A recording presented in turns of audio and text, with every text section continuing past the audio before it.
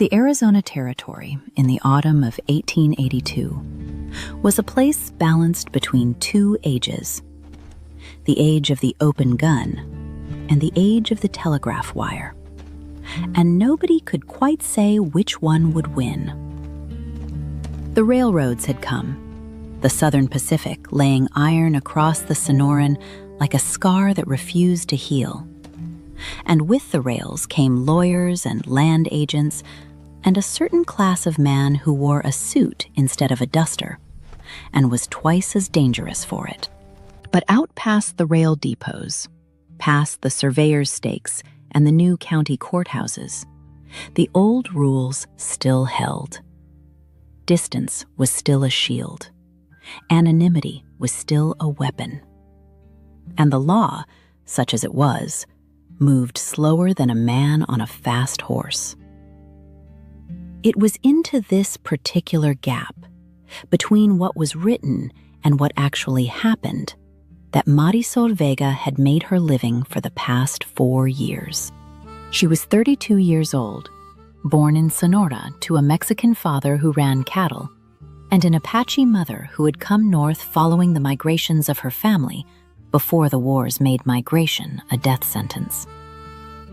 She had grown up between two worlds that neither fully claimed her, and had eventually stopped waiting for a claim. She spoke English, Spanish, and enough Apache to be useful in the places where usefulness meant something. She could read, unusually for someone raised where she was raised, because a Jesuit priest in Magdalena had spent 2 years convincing her father that literacy was worth the cost of the lessons. She carried a Colt single-action Army revolver, chambered in .45 Colt. 4 3/4-inch barrel, shorter than the cavalry model and easier to draw in close quarters. The walnut grip was smooth from years of contact with her palm. She had fired it enough times that the action was broken into a pull that required almost no conscious thought. By the time her brain registered the decision to shoot, her hand was already there. At her left side rode a knife she had made herself, or rather had made with her. The blade forged by a blacksmith in Nogales, the handle wrapped by her own hands in rawhide over a core of mesquite wood. It was not decorative. Nothing about Marisol Vega was decorative. The town of Red Rock Flats sat in a shallow valley between two rust-colored mesas, connected to the rest of the territory by a single dirt road that turned to mud in the rare event of rain and to choking dust the rest of the year. The Southern Pacific Line passed 16 miles to the north, close enough that the town still functioned, far enough that the railway's gravitational pull had not yet absorbed the place into its economic orbit. Red Rock Flats existed in a kind of suspended state, too connected to disappear entirely, too remote to be cleaned up. It had a saloon, a church that doubled as a school 3 days a week, a dry goods store, a stable, a blacksmith, a sheriff's office that currently held one deputy named Aldous Crane, who had the look of a man doing a job he'd taken for lack of alternatives, and approximately 240 residents, most of whom had come from somewhere else and preferred not to discuss it. Marisol rode in on a Thursday at 2:30 in the afternoon. Her bay mare, Ciruela, named for the dark purple sheen of her coat in certain light, was tired but steady. Marisol was tired but showed nothing. She had learned early that showing tiredness was an invitation. She had a wanted notice folded in her coat pocket. She had read it enough times that she no longer needed it. The information was in her head. But she kept the paper because the paper was the only thing that gave her any standing in a legal sense, and legal standing, however thin, was better than none. The man she was looking for was named Cole Danner, 41 years old, originally from Georgia, and had spent the last decade moving west by increments, leaving behind him a trail of incidents that gradually escalated from fraud to robbery to something the official wanted notice described, in the bloodless language of bureaucracy, as multiple homicides in Pima County. What the notice did not describe, because the surviving witness was a child who could not speak and therefore could not testify, was the precise nature of what had happened to the Varela family of Tucson on the night of September the 4th. Marisol had been to Tucson. She had sat with the child, a girl named Esperanza, 9 years old, who now lived in the care of the Sisters of St. Joseph and communicated, when she communicated at all, through small drawings on paper. One of the drawings was of a man with a scar below his left eye. Another was of fire. A third was of a figure that might have been a woman standing very tall, arms at her sides, facing forward. Marisol was not certain that the figure was meant to be her. She was not certain it mattered. She had taken the job before she saw the drawing, and she would have taken it regardless. She tied Ciruela at the post outside the Painted Nail Saloon, loosened the saddle girth 2 holes so the mare could breathe properly, and walked inside. A saloon in a frontier town at mid-afternoon had its own particular grammar. The serious drinkers were already there, having started the day with purpose. The working men who would drink in the evening had not yet arrived. What sat in the middle were the people with time and no particular place to be, which in Marisol's experience was the most useful category of person in any room. People with time talked. People who had nowhere to be were watching. She stood in the doorway for exactly 2 seconds before entering. Long enough to count the exits: front door, rear door visible through a gap in the bar divider, 2 windows on the east wall, 1 on the south. Long enough to count the people: 11 men, 1 woman behind the bar, 1 piano player who had stopped playing when she walked in, and then, after a beat, resumed. Long enough to identify the 2 who looked up with the particular quality of attention that separated professional alertness from casual curiosity. They were at the bar, shoulder to shoulder, deliberately placed. The big one on the left occupied his stool with the settled permanence of a boulder, wide through the chest and neck, with hands that looked like they'd been carved from something harder than flesh, 2 revolvers cross-drawn on his hips. The one on the right was lean, long-limbed, with a single revolver tied down at the thigh with a leather lace, a gunfighter's rig. He had a silver concho band on his black hat and a permanent expression of mild amusement, which she recognized as the social face of a man who considered himself dangerous and wanted you to know it without the vulgarity of saying so directly. She approached the bar and set 2 coins down in front of the woman behind it, a heavy-set woman in her 50s with close-cropped gray hair and the expression of someone who had heard everything and was past being surprised by any of it. Whiskey, water alongside. The woman poured without comment. The lean one, Webb, she'd confirm his name within the hour, turned his head in the way that predators do when they've decided something is worth their attention. Slow and deliberate, like a weather vane swinging in a new wind. "You've come a ways," he said, not a question.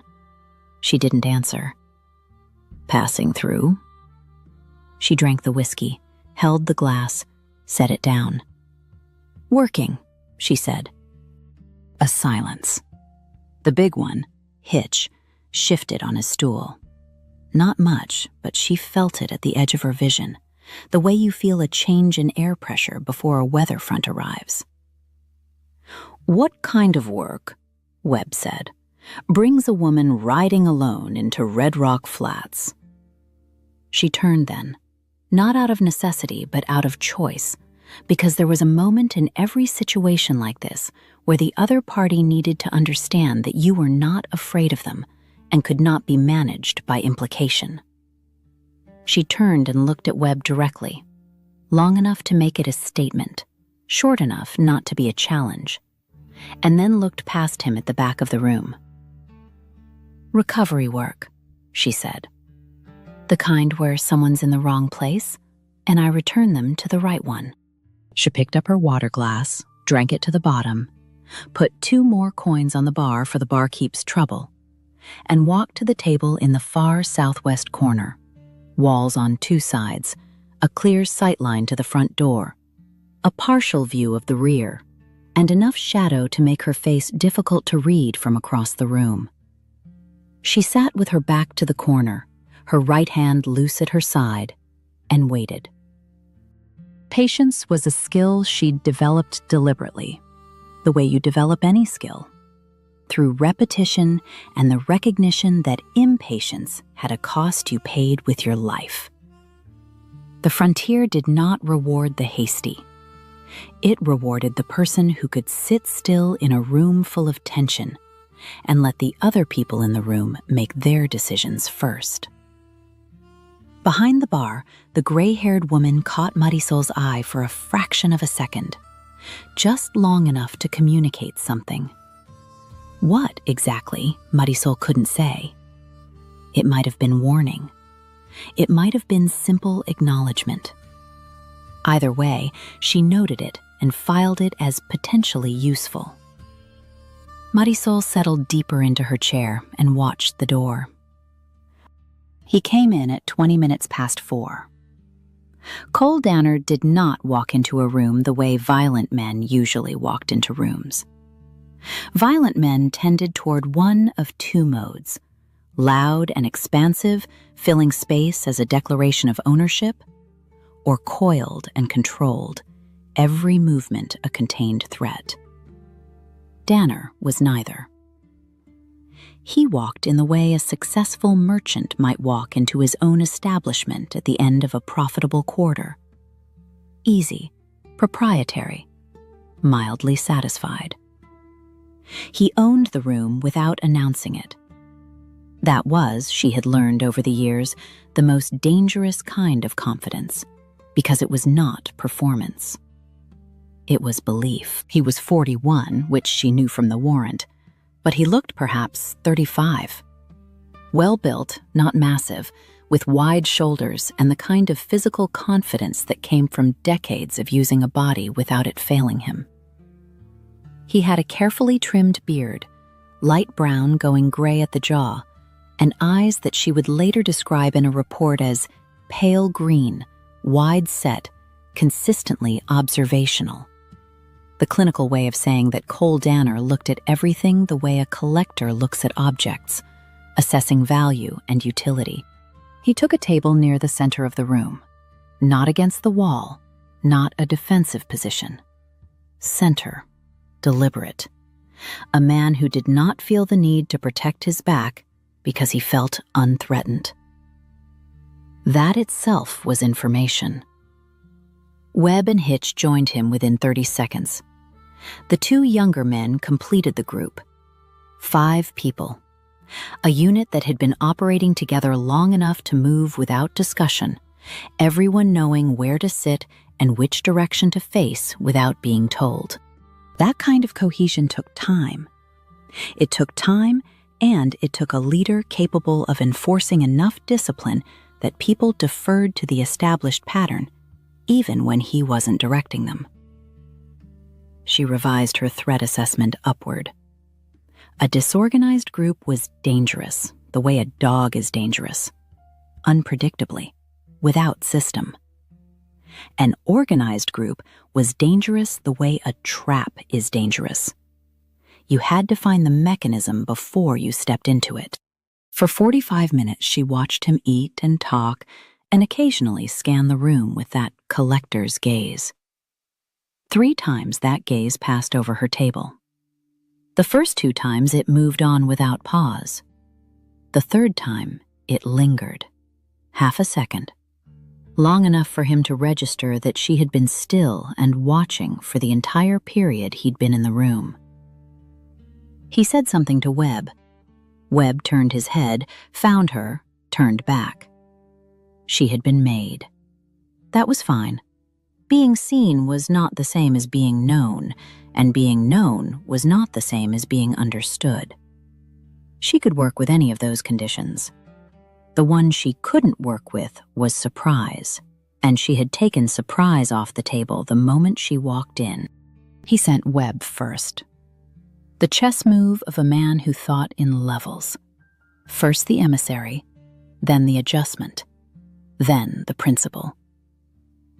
It showed patience and organizational thinking, and confirmed that he was not going to do anything careless in a public room.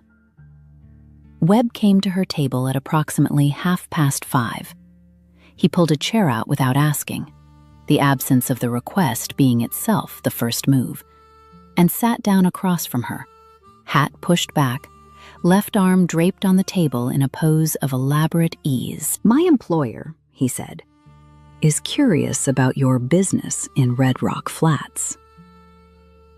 "Your employer has feet and a mouth," she said. "He can walk over here and ask." "He prefers discretion." "Then he should have thought about that before accumulating the kind of history that generates paper." A beat. Webb's eyes sharpened. He'd heard something in that. Not a confirmation exactly, but a shape. "You're carrying a warrant." She said nothing. "On who?" She looked at him, let the silence stretch to the point where he could feel it pressing on him. Then, "You want to help me, or you want to be in the way?" "Those aren't the only two options." "In my experience, they are." Webb leaned forward. His voice dropped. "Let me put it plainly. Red Rock Flats is a place that takes care of itself. Men who come in from outside looking for trouble tend to find it isn't the kind they were expecting." "Men," she said. He paused, recalibrated. "People." "Better." She began to rise from the chair, a deliberate motion, slow, unhurried, the motion of someone who had decided the conversation was concluded. Webb rose too, faster, and his right hand came across the table and closed around her left forearm, just above the wrist. Not a violent grip, not yet, but firm, possessive. The grip of a man who had determined that the conversation was not, in fact, over. The room did not go quiet all at once. It went quiet the way ice forms, first at the edges, then spreading inward, until the piano player became aware of some change in the air pressure and let his fingers slow and stop between one note and the next. 14 people in the Painted Nail. 14 people who felt the shift. Marisol looked down at Webb's hand on her arm. She looked at it the way you look at a problem you've already solved in your head and are now simply waiting for the physical world to catch up to the solution. Then she raised her eyes to his. She did not raise her voice. She did not change her expression. She said it the way you state a fact about the weather or the time of day, flat, certain, devoid of performance. "That hand won't leave here with you." 3 seconds of absolute silence. Then Webb laughed. And the laugh was not entirely convincing, which told her everything she needed to know about the state of his confidence in that moment. He released her arm. He stepped back. She straightened her coat sleeve. She looked past him to Danner's table, where Danner had gone very still, his drink halfway to his mouth and his eyes on her with an expression that had shifted entirely from the comfortable assessment of earlier. He was seeing her differently now. That was intended. She walked toward the front door without hurry. Her back was to the room for the length of the room, and she walked it at the same pace she'd have walked it if the room were empty. Nobody moved. Nobody spoke. She pushed through the door into the cool evening air. Behind her, she heard Danner's voice, low and distinct. "Find out exactly who she is. And find out tonight."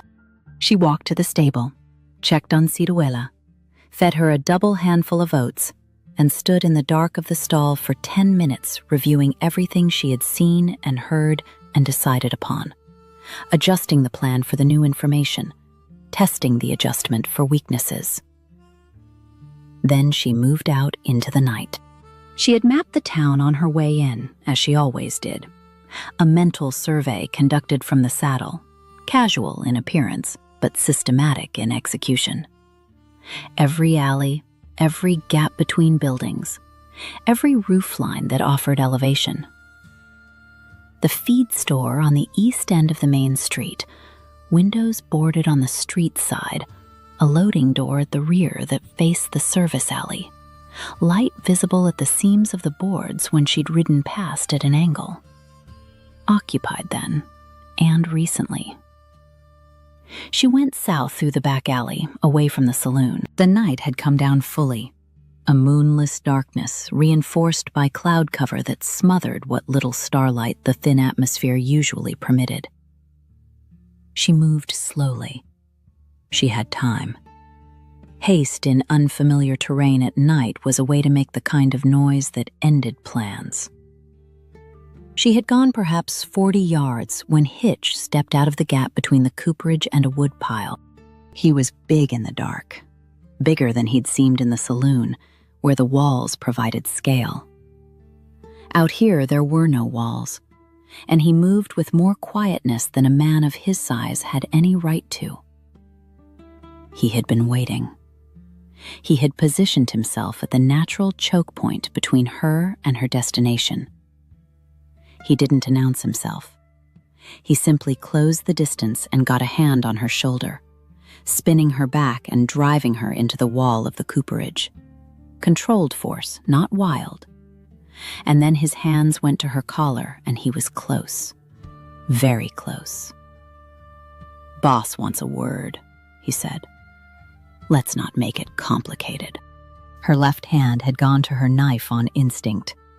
She had 2 inches of blade clear before his other hand caught that wrist. His grip was extraordinary, not just strong, but structured, the grip of a man who'd done this before and knew where to apply the pressure to make the hand want to open. "No knife," he said. "No gun. We're just going for a walk." He pressed both her wrists against the wall above her head. She was off the ground by perhaps 2 inches, her shoulder blades against the rough wood of the cooperage wall. She did the thing that always confused people who hadn't seen it. She relaxed. Completely and suddenly, like a rope cut at the top, every muscle went loose. It is a counterintuitive response, and it works precisely because it's counterintuitive. A person bracing against you, you brace in return.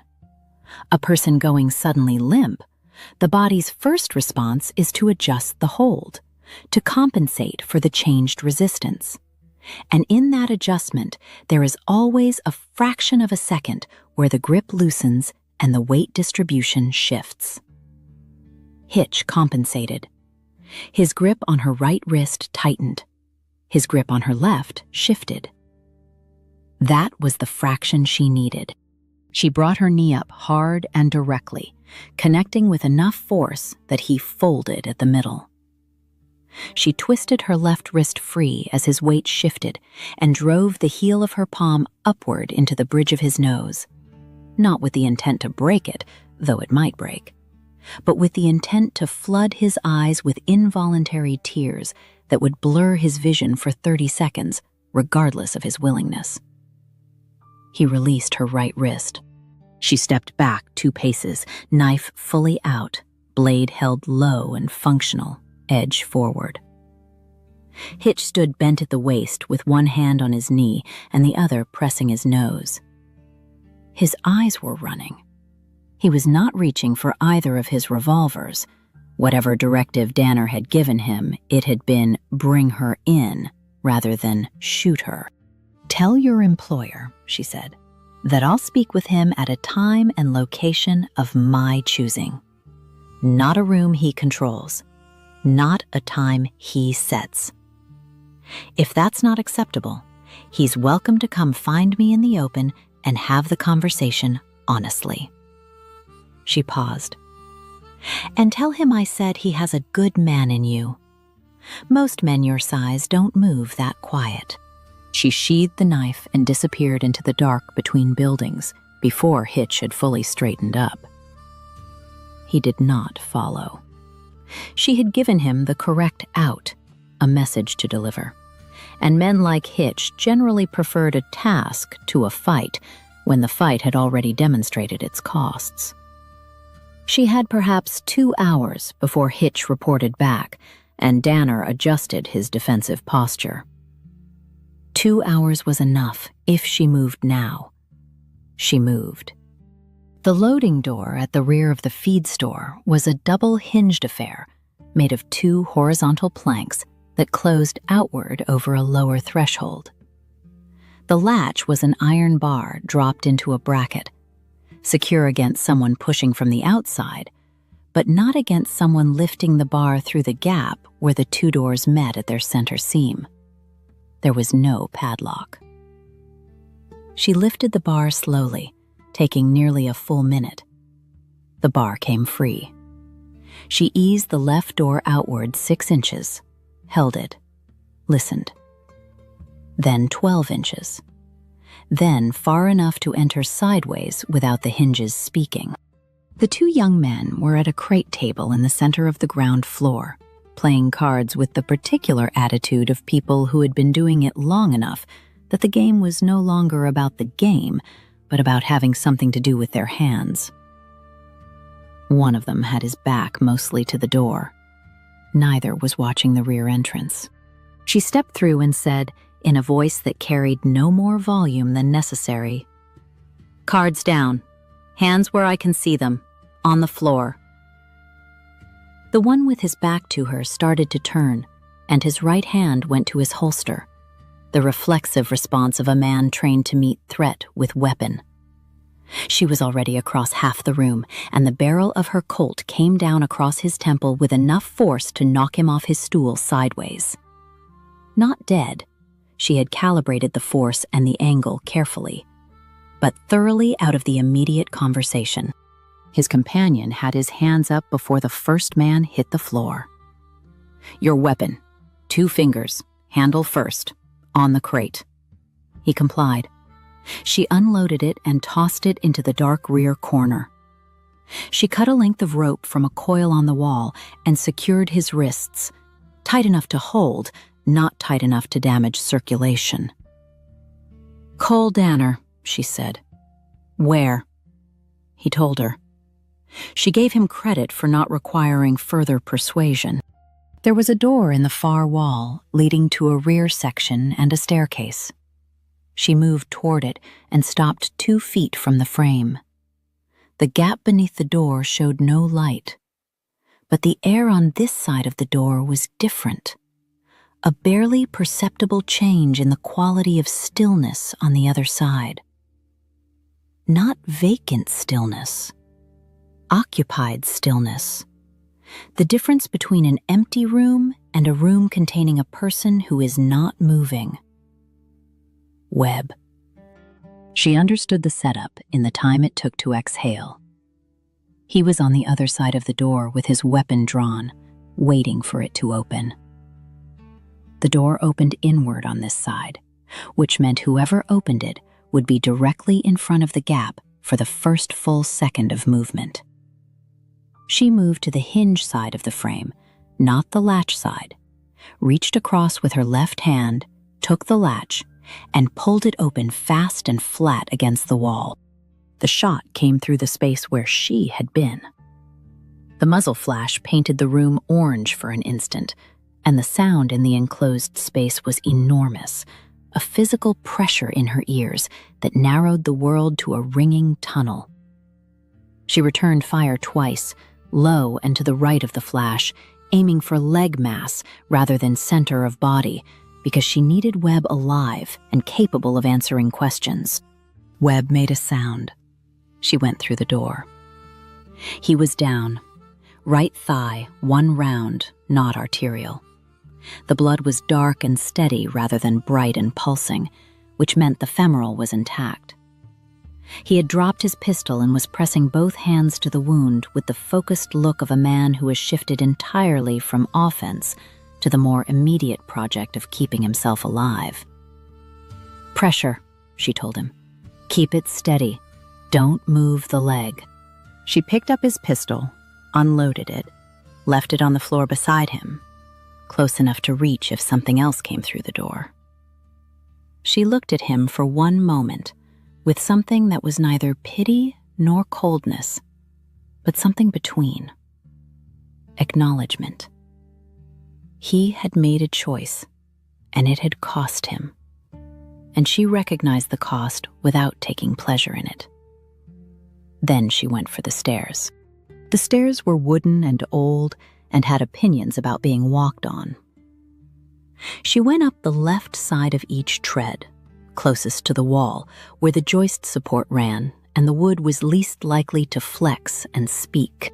The upper room was a single open space, low ceiling, unpainted boards, one lantern on a stool near the center turned down to almost nothing, just a pale orange smear of light. A cot in the north corner, blankets pushed aside. Cole Danner was at the window, positioned beside the frame rather than in front of it. Correct tactical instinct, not silhouetting himself. His pistol was drawn and raised, leveled at the stairhead.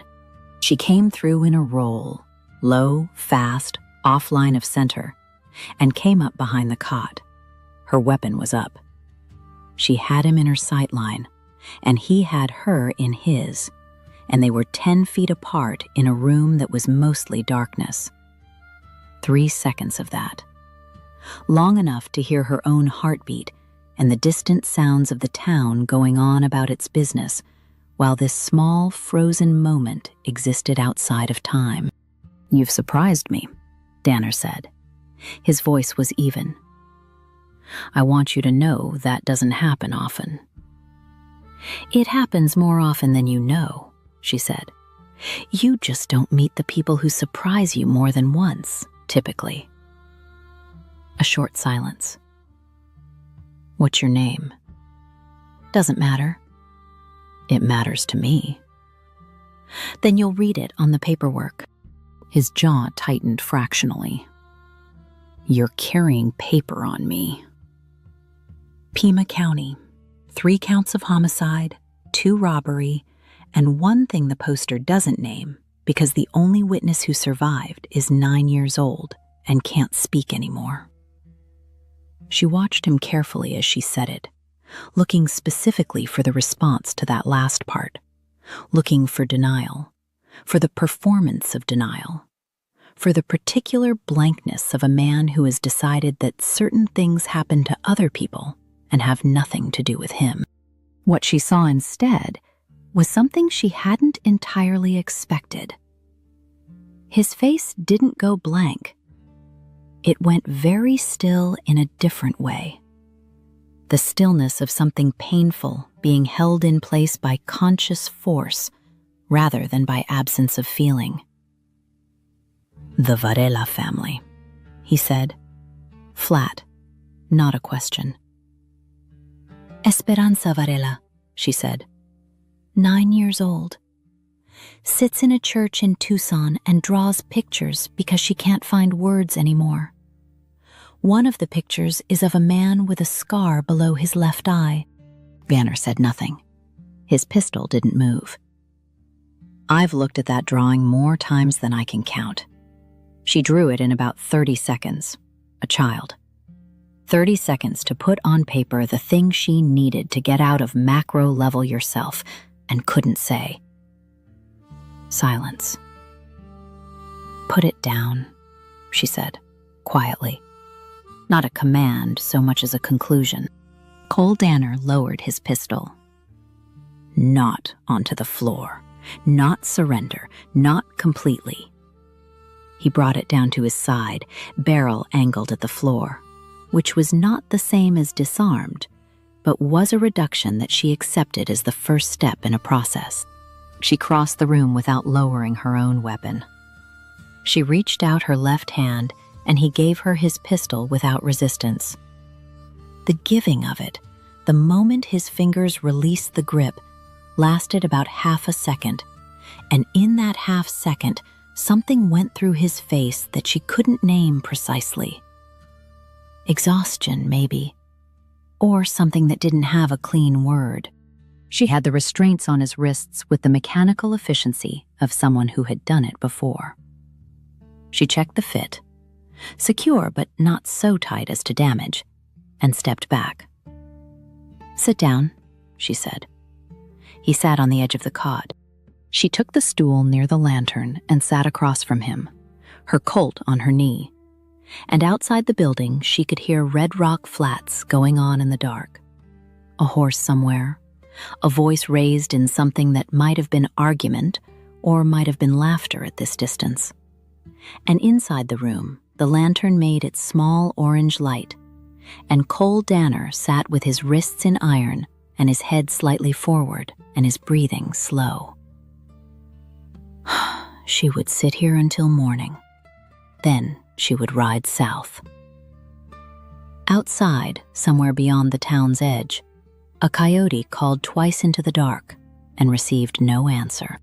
Morning came in stages. First, a general lightening of the sky's texture, then the birds, then actual light coming in copper and amber through the gaps in the shuttered window, painting slow stripes across the floor.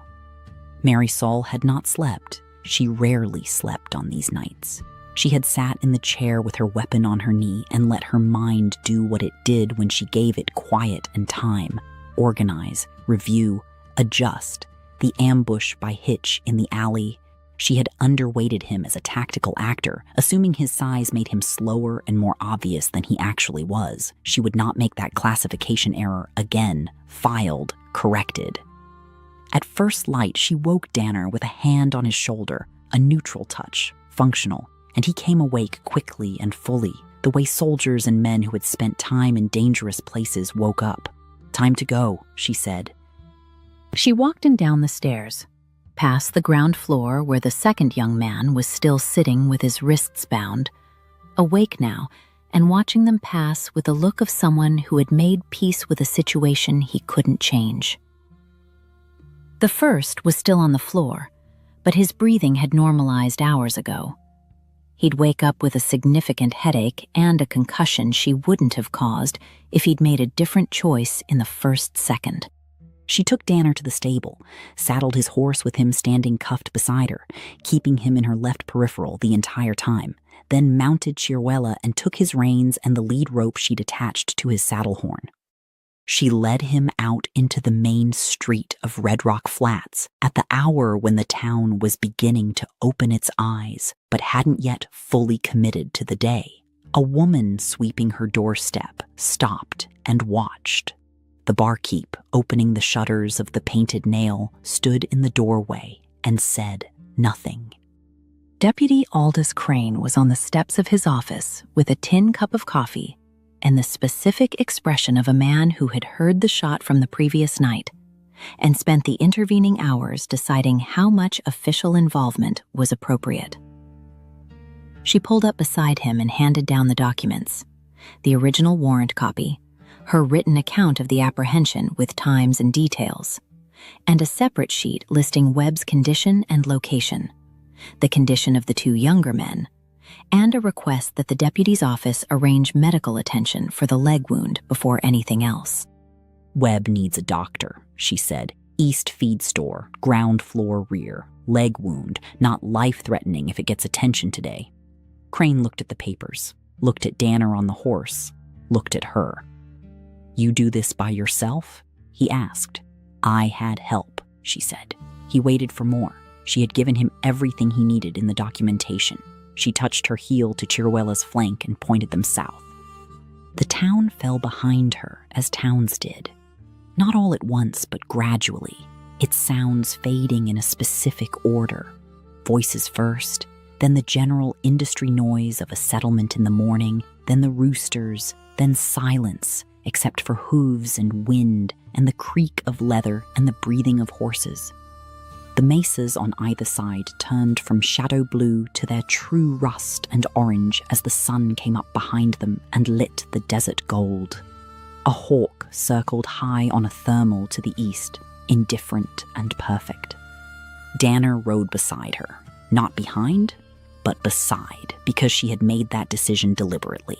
A man led like a prisoner in the rear of his own transport was a humiliated man, and humiliated men made less predictable decisions.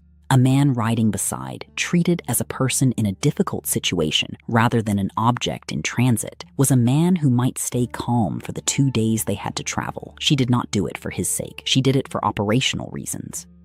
They rode in silence for the first hour. Then Danner said, without preface, "The Varela family. I want you to know that it wasn't... I told you once before," she said. "Don't." A pause. Then, "Fair enough." They rode on. The desert in the morning was as beautiful as it was in the stories she'd been told as a child before she knew enough to understand that beautiful and dangerous were not opposites. The saguaro stood their long vigil on the hillsides, their arms raised in configurations that seemed to mean something even when they didn't. The light moved, the shadows shortened. A jackrabbit startled from a creosote bush and ran in its broken, zigzagging line until it reached cover and froze.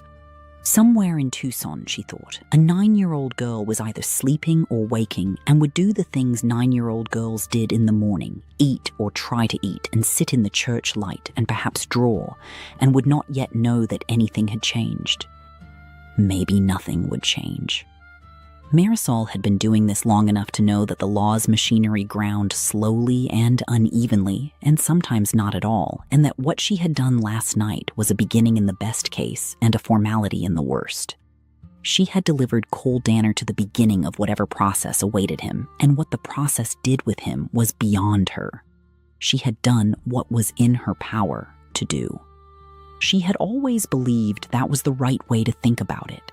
The scope of your action, not the scope of all possible outcomes. You could drive yourself to the edge of the world worrying about what the courts would do.